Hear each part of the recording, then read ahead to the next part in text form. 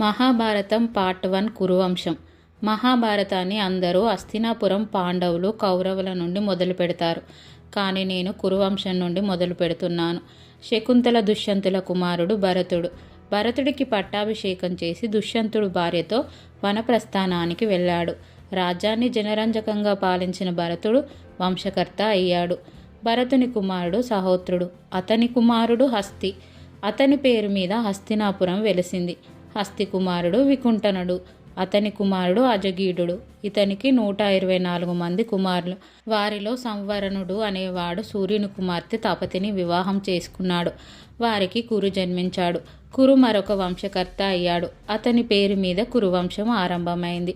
కురువంశస్థులు యుద్ధం చేసిన భూమి కురుక్షేత్రం అయింది. కురు కుమారుడు విదురుడు. అతని కుమారుడు అనశ్వుడు. అతని కుమారుడు పరీక్షిత్తు. అతని కుమారుడు భీమసేనుడు. అతని కుమారుడు ప్రదీపుడు. ఈ ప్రదీపుడి నుండే అసలు కథ మహాభారతం మొదలవుతుంది. ప్రదీప మహర్షి చంద్రవంశంలోని కురురాజు.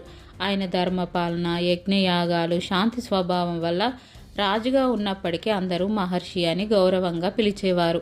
పురాణాల్లో ఆయనను రాజర్షి ప్రదీపు అని పిలుస్తారు. అంటే ధర్మంలో, సత్యంలో, జ్ఞానంలో ఋషిలా ఉండే రాజు. ప్రదీప మహర్షికి 3 కుమారులు. వారిలో ఒకరు దేవాపి తపస్సు మార్గాన్ని ఎంచుకొని రాజ్యం వదిలాడు. రెండో కుమారుడు బహ్లీకుడు. తన బంధువులతో కలిసి బహ్లిక రాజ్యాన్ని స్థాపించాడు. మూడో కుమారుడు హస్తినారాజు. ప్రదీపుడు లేకపోతే శాంతనుడు పుట్టేవాడు కాదు. శాంతనుడు లేకపోతే భీష్ముడు పుట్టేవాడు కాదు. భీష్ముడు లేకుంటే పాండవ కౌరవ వంశం, మహాభారతం మొత్తం రూపం మారేది. అందుకే ఈ ప్రదీపుడే మహాభారత కథకు మూల పురుషుడు. హిమాలయ పాదాల వద్ద ఉదయం సూర్యుడు బంగారు వెలుతురుతో ఉదయిస్తుండగా ప్రదీప మహారాజు నదీ తీరంలో ధ్యానం చేస్తున్నాడు. ఆ సమయంలో నీటి మీద మెరిసే తెల్లని కాంతిలా గంగాదేవి మనుష్య రూపంలో నెమ్మదిగా అతని దగ్గరికి వచ్చింది. అలుపెరుగని ప్రశాంతతో ముత్యాల్లాంటి నీటి బిందువులు ఆమె జడలో నుండి జారుతున్నాయి. ఆమె నెమ్మదిగా వచ్చి ప్రదీప మహర్షి కుడి తొడపై కూర్చుంది. తనని వివాహం చేసుకోమని కోరింది. సాధారణంగా కుడితొడిపై భవిష్యత్తులో కోడలు కూర్చునే స్థానం. ఈ స్థలం భార్యకు కాదు. అందుకే నువ్వు నా భార్యగా కాదు, నా కుమారుని వివాహం చేసుకోవచ్చని చెప్తాడు. దాంతో గంగాదేవి అంతర్ధానమైపోతుంది. కొద్ది కాలానికి ప్రదీపునికి శంతనుడు అనే పుత్రుడు జన్మిస్తాడు. హస్తినారాజు శాంతనుడు ఒకరోజు యమునా తీరంలో వేటకు వెళ్ళాడు. అక్కడ గంగను చూశాడు. ఆమె మాటలు, అందం, ప్రశాంతత రాజుని మంత్రముగ్ధుల్ని చేశాయి. శాంతనుడు గంగని ప్రేమిస్తున్నానని వివాహం చేసుకోమని అడిగాడు. దానికి గంగ సరే అని ఒక షరతు పెడుతుంది. అదేంటంటే ఆమె ఏం చేసినా శాంతనుడు అడ్డు చెప్పకూడదు, ఆపకూడదు. ఒకవేళ అలా చేస్తే ఆమె అతన్ని విడిచి వెళ్ళిపోతానని చెప్తుంది. శాంతనుడు అంగీకరించి పెళ్లి చేసుకుంటాడు. అసలు ఈ శాంతనుడు ఎవరు? శాంతనుడికి గంగకి ఏం సంబంధమో, ఎందుకు కలిశారో ఇప్పుడు చూద్దాం. పూర్వం ఇక్ష్వాకు వంశస్థుడైన మహాభీషుడు 1000 అశ్వమేధ యాగాలు, 100 రాజసూయ యాగాలు చేసి బ్రహ్మలోక ప్రాప్తి పొందాడు. ఒకరోజు గంగాదేవి బ్రహ్మసభకు వచ్చినప్పుడు గాలి బలంగా వీచడంతో ఆమె చీర తొలగింది. దేవతలందరూ అది చూడకుండా తలలు పక్కకు తిప్పారు. మహాభీషుడు మాత్రం ఆమె వంక ఆసక్తిగా చూశాడు. అది చూసిన బ్రహ్మదేవుడు మహాభీషుణ్ణి మానవలోకంలో జన్మించమని శపించాడు.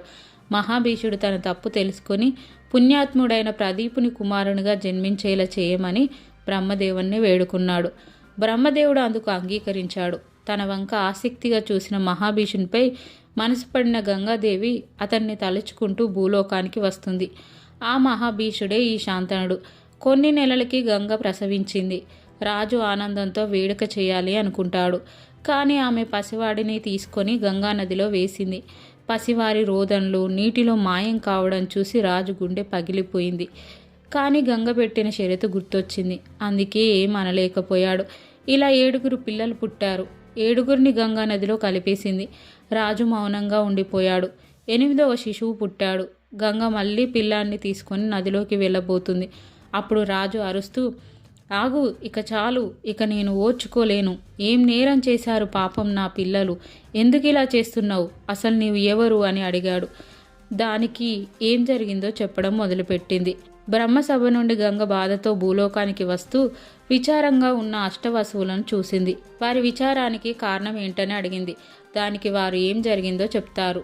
వరుణుడు కుమారుడు వశిష్ఠుడు. అతను మేరు పర్వత గుహలో ఆశ్రమం ఏర్పరచుకొని తపం ఆచరిస్తున్నాడు. నందిని అనే కామధేనువు వశిష్ఠుడికి కావలసిన సమస్త వస్తువులు సమకూరుస్తుంది. అతన్ని సేవిస్తూ ఉంటుంది.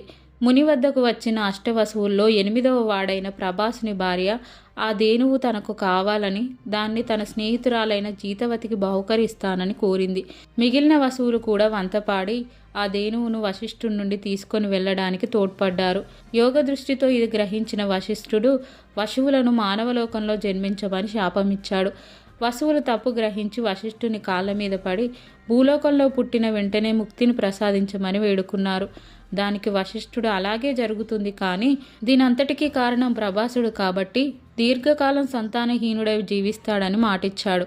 వారు వశిష్ఠ మహర్షి శాపవశాన భూలోకంలో జన్మించడానికి వెళ్తున్నామని, ప్రదీపునకు కుమారుడుగా జన్మించిన శాంతనుని వివాహమాడి నువ్వు మాకు జన్మను ప్రసాదించి మేము పుట్టిన వెంటనే గంగలో పడేసి ముక్తిని ప్రసాదించమని, వారిలో 8వ వాడు మాత్రం దీర్ఘాయుష్యుడు అవుతాడని అది శాపమని కోరుకున్నారు. గంగాదేవి ఒప్పుకుంటుంది. అందుకే 7 శిశువుల్ని గంగలో కలిపానని నేను ఉద్దేశపూర్వకంగానే చేశాను, కానీ నువ్వు నా షరతుని తప్పావని చెప్పి తన పుత్రుడికి దేవవ్రతుడు అని నామకరణం చేసి అన్ని విద్యాబుద్ధులు నేర్పి మహావీరుని చేసి నీకు అప్పగిస్తా అని చెప్పి దేవవ్రతుడిని తీసుకొని గంగాదేవి వెళ్ళిపోయింది. గంగాదేవి శాంతనునికి ఇచ్చిన మాట ప్రకారం ఒకరోజు గంగా తీరంలో శాంతనుడు విహరిస్తున్న సమయంలో అతనికి దేవవ్రతుణ్ణి అప్పగించింది. అతని ఆకృతి, వీరత్వం, సౌందర్యం, అహంకారం లేని నిగ్రహం, జ్ఞానం చూసి శాంతనుడు ఆశ్చర్యపోయాడు. గంగా శాంతనుడితో భవిష్యత్తులో ఈ లోకం మొత్తం దేవవ్రతుని ధర్మాన్ని గుర్తుంచుకుంటుంది అని చెప్తుంది. శాంతనుడు ఆనందంతో అతన్ని కౌగిలించుకుంటాడు. రాజ్యం మొత్తం పండగ చేస్తారు. గంగా నది గట్టుపై ఉదయాన మబ్బులు విహరిస్తూ వెళ్తున్నాయి. ఒక యువకుడు గుర్రంపై బాణాలను సాధన చేస్తున్నాడు. అతడే దేవవ్రతుడు. భవిష్యత్తులో భీష్ముడిగా మారబోయే మహాయోధుడు. అతని బాణాల వేగం అంత ఎక్కువగా ఉంటుంది. ఇదంతా దూరం నుంచి చూసి శాంతనుడు గర్వంగా నా కుమారుడు రాజ్యానికే వరం అని సంతోషపడుతున్నాడు. శాంతనుడు గంగానది పరిసరాల్లో సంచరిస్తూ ఉండగా అతనికి పడవ నడుపుతున్న ఓ యువతి కనబడుతుంది. ఆమె పేరు సత్యవతి. తననే మత్స్యగంధి అని కూడా పిలుస్తారు. పడవ నడిపే మత్స్యకారుల కుమార్తె ఆమె. ఆమె రూపం, ఆమె గాత్రం శాంతనుని ఆకర్షించింది. ముఖ్యంగా సత్యవతి దగ్గర ఒక అపూర్వమైన పరిమళం వస్తుంది. అది 1000 కిలోమీటర్ల వరకు వస్తుంది. అది సాధారణ పరిమళం కాదు, ఓ మహర్షి ఇచ్చిన వరం వల్ల వచ్చింది. శాంతనుడు ఆమెను చూసిన క్షణాన మళ్ళీ ప్రేమలో పడతాడు. అసలు ఈ సత్యవతి ఎవరు? తనకి పరిమళం ఎలా వచ్చిందో చూద్దాం.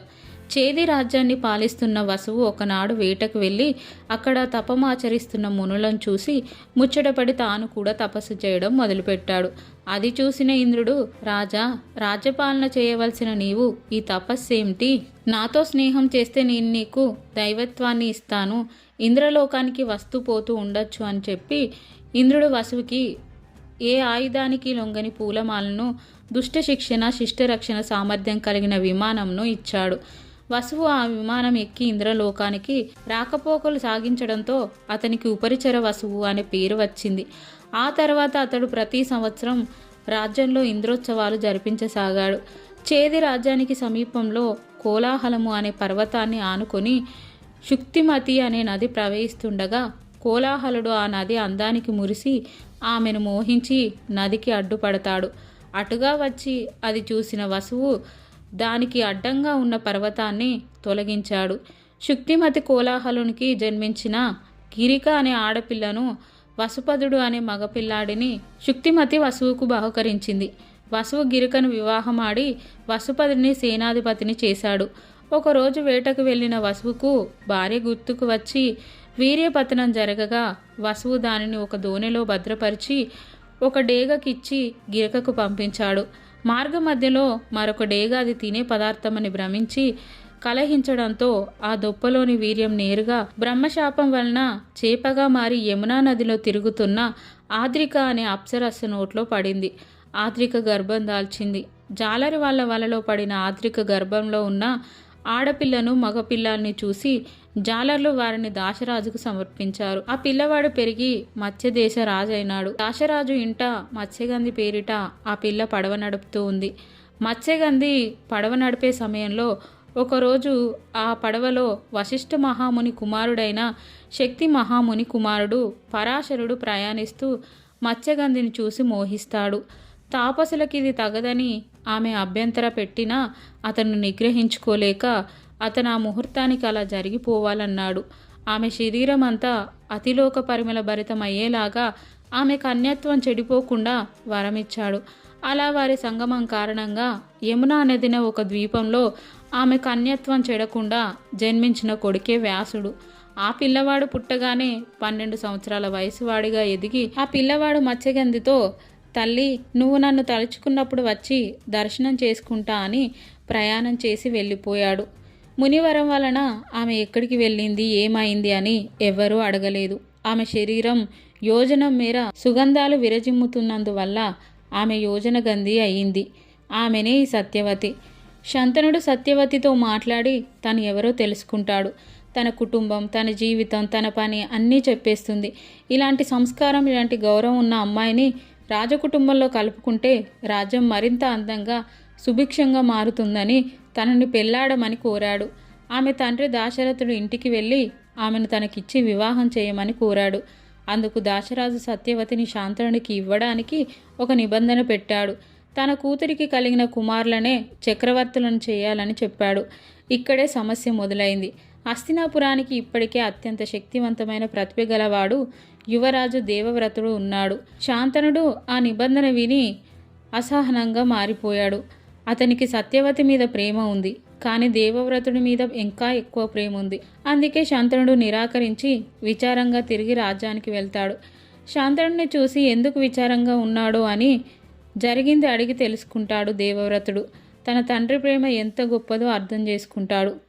తర్వాత ఏం జరిగింది, భీష్ముడు అనే పేరు దేవవ్రతుడికి ఎలా వచ్చింది, భీష్ముడు చేసిన ప్రతిజ్ఞ ఏమిటి, అది కురుక్షేత్ర యుద్ధానికి ఎలా దారితీసింది తెలియాలంటే నెక్స్ట్ పార్ట్ కోసం వేచి చూడండి. ఈ వీడియో కనుక మీకు నచ్చినట్లయితే వీడియోని లైక్ చేయండి, మీ ఫ్రెండ్స్కి షేర్ చేయండి, మా ఛానల్ని సబ్స్క్రైబ్ చేసుకోండి, పక్కన గంట సింబల్ వస్తుంది నొక్కండి, నోటిఫికేషన్ ఆల్ సెట్ చేసుకోండి.